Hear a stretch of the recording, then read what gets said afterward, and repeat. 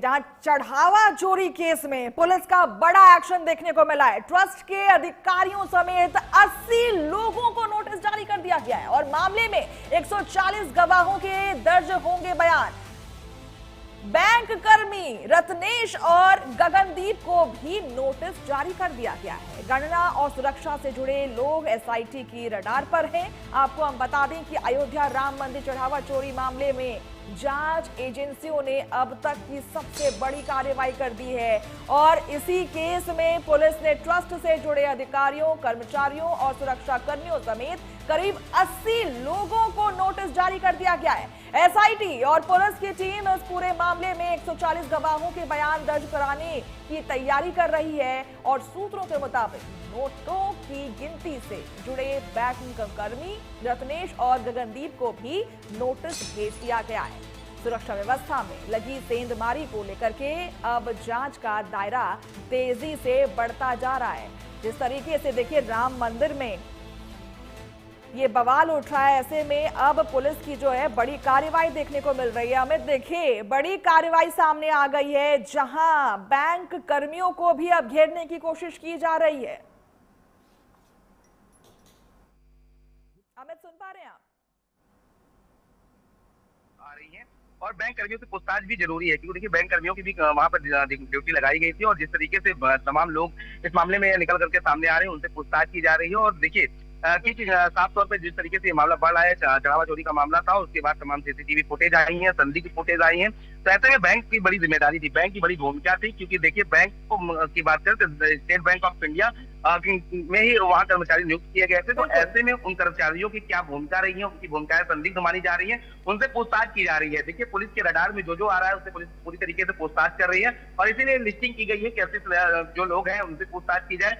लगभग जो 140 लोगों की लिस्ट बनाई गई है उससे एक एक चीजों से पूछताछ की जा रही है। अभी कल की बात करें तो कल बैंक में पुलिस पहुंची हुई थी और एसबीआई के साथ साथ अन्य जो बैंक है वहां भी पहुंची हुई थी, वहां भी नोटिस दिए गए थे। तो आरोपी जो है उनके डिटेल खंगाले जा रहे थे, उनके वित्तीय लेन देन की क्या भूमिका रही है, किस तरीके के वित्तीय लेन देन पिछले 8 से 9 महीने में रहे हैं और अब बैंक कर्मियों से भी पूछताछ की जा रही है। देखिए इससे पहले 8 लोगों को चिन्हित किया गया था जिनके खिलाफ एफआईआर दर्ज कराया गया था और दूसरे मतलब कि अन्य पुलिस स्टेशन में सभी से पूछताछ की जा रही थी, सभी को अलग अलग रखा गया था। तो क्या वो फहरिस्त में बदलाव देखने को मिल रहा है? क्या वो फहरिस्त लंबी हुई है? क्योंकि अभी आप 140 लोगों की बात कर रहे हैं, तो क्या 180 माफ कीजिएगा, क्या वो 8 लोग जो हैं अब उसकी जो फहरिस्त है या लिस्ट है वो अब बढ़ करके ज्यादा हो चुकी है, इजाफा हुआ है उसमें? नामजद 8 लोग हैं लेकिन पुलिस ने अज्ञात में भी मुकदमा दर्ज किया है। तो जब पुलिस तो एक विवेचना का पार्ट होता है, जब पुलिस विवेचना करती है तो विवेचना में जो लोग और शामिल होते हैं विवेचना में धीरे धीरे वो नाम बढ़ते जाते हैं। तो ये जाहिर सी बात है जब पुलिस ने अज्ञात में मुकदमा दर्ज किया है तो इसमें नाम बढ़ने वाली है, इसमें कोई दो राय नहीं है।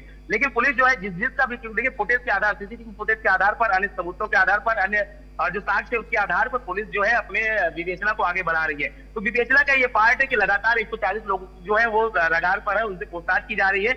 उसमें किसकी कितनी भूमिका है इसके आधार पर जो उनकी जवाबदेही है वो तय की जाएगी। और ये माना जाता है कि जब पुलिस एफआईआर दर्ज करती है तो जब जो नामजद है और जो अज्ञात है, अज्ञात इसीलिए रखे जाते हैं कि उनमें विवेचना के तौर पर जो विवेचना में नाम उनकी आएगी, उनकी संलिप्तता आएगी, उनके नाम को बढ़ाया जाएगा। वही इस केस में भी हो रहा है और पुलिस विवेचना के में लगातार जो चीजें हैं जो तक के दायरे में आ रहा है उनसे पूछताछ की जा रही है। इसीलिए 140 लोगों का नाम कहा जा रहा है, किनसे पूछताछ की जा रही है। इसमें जो 8 लोग के नाम है ये जाहिर सी बात है बढ़ना तय है क्योंकि देखिए ये बड़ा मामला है। शुरुआती तौर पर जो जिनके ऊपर आरोप लगे थे उन पर नामजद एफआईआर की गई है क्योंकि शुरुआती तौर पर देखिए ट्रस्ट अधिकारी समेत 80 लोगों के भी नाम जारी हैं और ऐसे में 80 लोगों पर नोटिस जो है उनको भेजा गया इन लोगों को। ऐसे में अभी उनकी तरफ से क्या प्रतिक्रिया सामने आ रही है?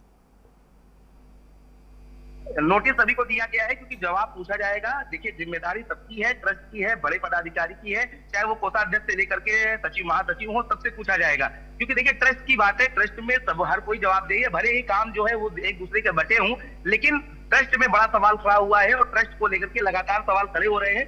तो ऐसे में सबकी भूमिका की जांच की जा रही है। सबसे क्या देखिए किसी को भी आरोप लगे हैं तो उसका क्रॉस वेरिफिकेशन भी किया जा रहा है, आमने सामने बैठा करके भी पूछताछ की जा रही है, अलग से भी पूछताछ की जा रही है, उनके बयानों को मैच किया जा रहा है कि उनके बयान में कहीं तो बदलाव है वो तो नजर नहीं आ रहा है कि जबकि हालांकि वो कुछ और बयान दे रहे हैं, जब सामने बैठ रहे कुछ और बयान दे रहे हैं। तो पुलिस अपने विवेचना के पार्ट में इस तमाम चीजों को शामिल करती है, और विवेचना का पार्ट है लगातार जो पुलिस की विवेचना है वो चल रही है। ऐसे में ये माना जा रहा है कि पुलिस जिन लोगों का लिस्टिंग की है उनमें से कई नाम अभी और शामिल हो सकते हैं, क्योंकि जिस तरीके से ये मामला जब पुलिस ने जब अपने हाथ में लिया है तो एक एक चीजें परते दर परते खुल रही है। तमाम चीजें लोग जो है वो पुलिस के रडार पर है और पुलिस उन पर नजर बनाए हुए है। ठीक है, बहुत बहुत शुक्रिया आपका हमारे साथ जुड़ने के लिए, तमाम जानकारी हमसे साझा करने के लिए। रुकेंगे एक छोटी सी ब्रेक के लिए, कहीं मत